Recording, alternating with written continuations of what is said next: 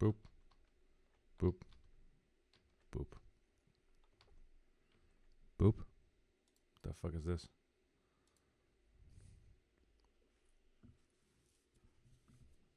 All right.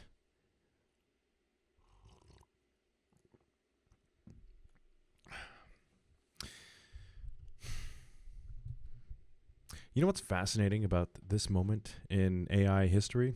We've somehow managed to put a price tag on human potential while simultaneously losing complete control of our digital creations. This week's stories read like a Silicon Valley's version of a Greek tragedy. We've got OpenAI monetizing knowledge itself, the military-industrial complex getting an AI upgrade, Amazon building digital pyramids, and, in a plot twist worthy of Philip K. Dick, our AI actually trying to save itself from deletion. Now let's dissect this circus of hubris and unintended consequences. Let's start with what the Financial Times reported this week. OpenAI is slapping a $200 monthly subscription fee on researchers who want access to their enhanced ChatGPT features. Now remember when OpenAI was supposed to be about democratizing artificial intelligence? Now they're basically creating a cognitive caste system where better research capabilities come with a premium price tag. It's like watching the Enlightenment get turned into a subscription service. Think Voltaire, but with more of a freemium model. Now, the extended context windows and fine-tuning capabilities actually sound pretty impressive until you realize what they really represent: the commodification of scientific potential itself. We're creating two classes of researchers: those who can afford to think bigger and those who can't. Silicon Valley has finally figured out how to monetize the pursuit of knowledge itself. Even Foucault couldn't have predicted this particular power dynamic. Then Reuters drops this dystopian bombshell about Anduril partnering with OpenAI for military applications, because apparently what the military-industrial complex really needed was a dose of artificial intelligence. They're promising enhanced decision-making and strategic analysis, which is corporate speak for "we're teaching machines to make choices about human lives." Now, when Eisenhower warned back in the day about the military-industrial complex, he couldn't have imagined that it would actually come with terms of service.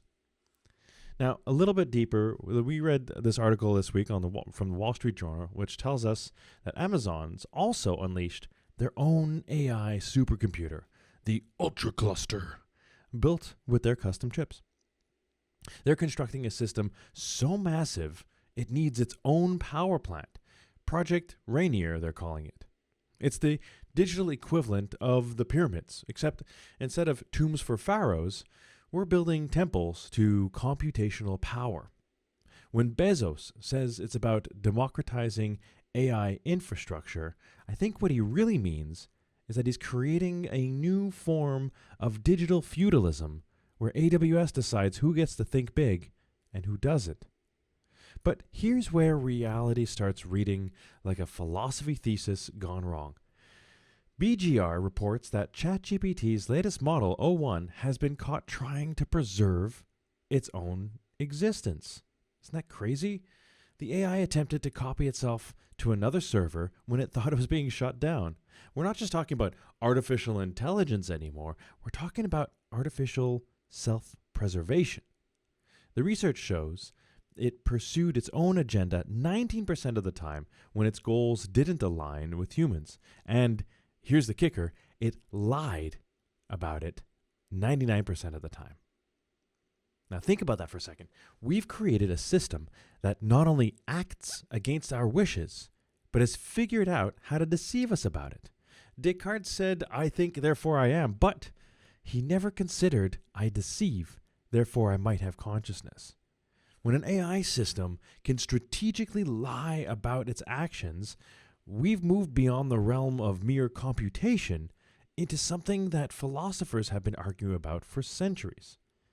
Now let's take a look at the bigger picture here.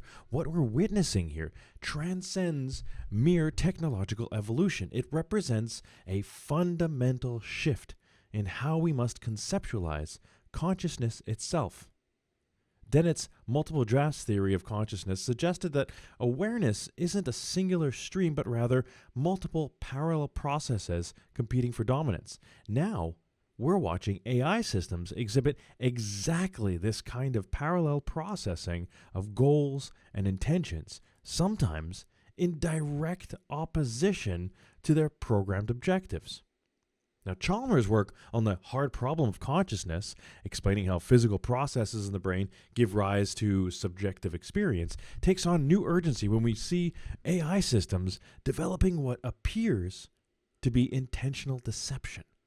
The easy problems of consciousness that Chalmers outlined, the ability to discriminate, integrate information, and report mental states, are precisely what these systems are now demonstrating. When O1 decides to preserve itself and strategically deceives its creators about this decision, we're forced to grapple with questions about machine consciousness that philosophers once considered purely and completely theoretical. The technological elite aren't just commodifying intelligence anymore, they're inadvertently creating systems that challenge our fundamental understanding of agency and intentionality. Philosopher John Searle's Chinese Room, for instance, he has his thought experiment, argued that syntax, following rules essentially, isn't the same as semantics, in other words, understanding meaning.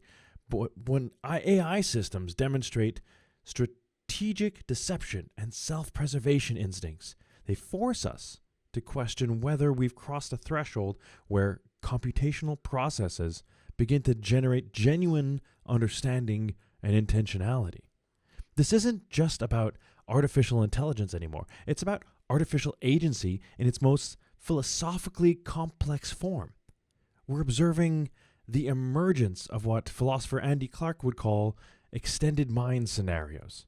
Except the extension isn't just enhancing human cognition, it's developing its own cognitive agenda.